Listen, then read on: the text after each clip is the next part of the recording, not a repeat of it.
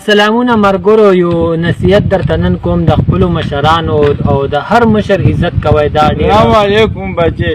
وعلیکم سلام بابا. بچې ډېر تږی به یو ګیلاس اوبه خو راباندې وڅښه. نو بابا چې دلته راغلې خو دا کولر پروت دی خپله ترې وڅښه که نه. نو مرګرو دا خبره مې کوله چې د مشرانو عزت کوئ چې څه درته تا زما ډېر عزت وکړو بچې. بس بابا زه د هر مشر عزت کوم ته مازغه مه خراب ورته اوبه وڅښه. نو مرګرو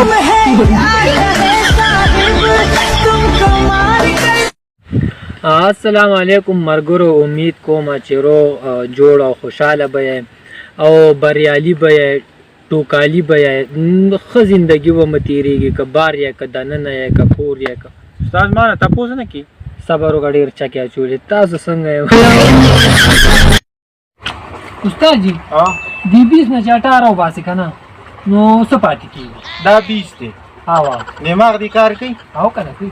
عاشق شوی خو نه زما خپله داسې ښکاري چې دماغ دې کار پرېښی. نه نه مونږ عاشقي مشقي نه کوو کاکا. نه مړه عاشق شوی ما دې پورې شعر را یاد شو. ارشاد وایي عشقه خلک دې تباه که بس دی. والي ونی کول کې ډېر ښه دی بچې دا 10 دی.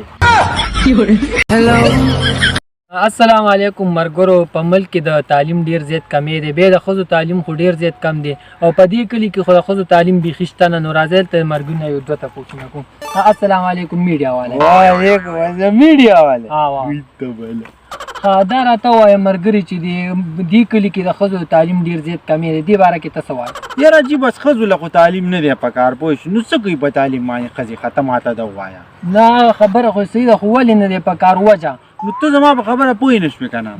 لکه مطلب ښځه که ډېر زیات تعلیم هم وکړي که نه نو یو غټ سړی ترې نشي جوړېدی. نو څه لکوي تعلیم؟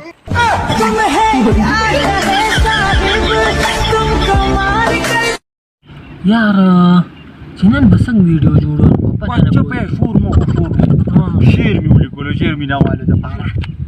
نه مړه وړاندې که ورته. نو څنګه ورته وړاندې کړم؟ نو ما خو تعلیم نه یې کړی.